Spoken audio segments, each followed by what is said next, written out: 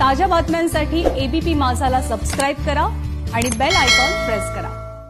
थोरल्या छत्रपती शाहू महाराजांचं कार्य खूप मोठं होतं, पण छत्रपतींच्या इतिहासाचा एक अंश मात्र कायमच दुर्लक्षित राहिला। थोरल्या शाहू महाराजांचं समाधी स्थळ जीर्णावस्थेत असावं याची खंत अनेक शिवप्रेमींना होती, त्यामुळे त्यांचा इतिहास सर्वांसमोर यावा यासाठी छत्रपतींच्या वंशज कल्पनाराजे भोसले आणि काही शिवप्रेमींनी आता पुढाकार घेतलाय। बघूया। सातारा छत्रपतींच्या वास्तव्यामुळे ऐतिहासिक वारसा लाभलेलं, अनेक ऐतिहासिक घटनांचा साक्षीदार असलेलं हे शहर, पण छत्रपतींच्या इतिहासाचा एक अंश मात्र इथं कायमच दुर्लक्षित राहिला। छत्रपती शिवरायांची चौथी पिढी अर्थात ज्यांनी सातारा शहर उदयास आणलं, त्या थोरल्या शाहू महाराजांचं समाधी स्थळ जीर्णावस्थेत असावं याची खंत अनेक शिवप्रेमींना होती। छत्रपती घराण्याकडे आमची एक मागणी आहे की जसं या समाधीसाठी आपण पुढाकार घेतला, तसं एक शाहू महाराजांचं स्मारक साताऱ्यात दिव्य भव्य व्हावं। ज्या राजाचं भव्य साम्राज्य होतं त्याचं एक स्मारक तरी आपल्या साताऱ्यात असावं असं आम्हाला वाटतंय। हीच खंत आता छत्रपतींच्या 12व्या वंशजांनी अर्थात कल्पनाराजे भोसले यांनी दूर केली आणि छत्रपतींचा भव्य वारसा समाधी स्थळातून पुन्हा एकदा अनुभवायला मिळणार आहे।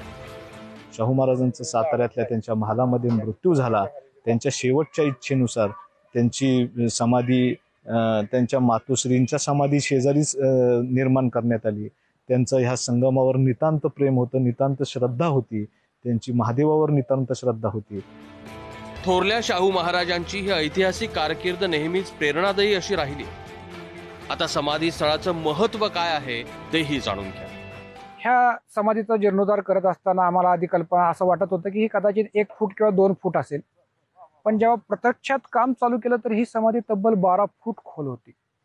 आणि ह्या समाधीचं वैशिष्ट्य आणि सांगायची गोष्ट म्हणजे ही अख्खी समाधी एका लाकडाच्या चौकटीवर उभी होती।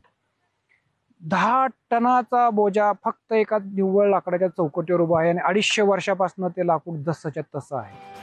येत्या 15 तारखेला छत्रपती शाहू महाराजांची पुण्यतिथी आहे, त्याचंच औचित्य साधून या भव्य अशा समाधीचं लोकार्पण होतं। 42 वर्ष राज्य केल्यानंतर शाहू महाराजांचं निधन याच गडावरती झालं। या कार्यकालामध्ये त्यांनी अनेक नावलौकिक कार्य केलं, मात्र त्यामध्ये एक सातारा शहराला त्यांनी वसवलं।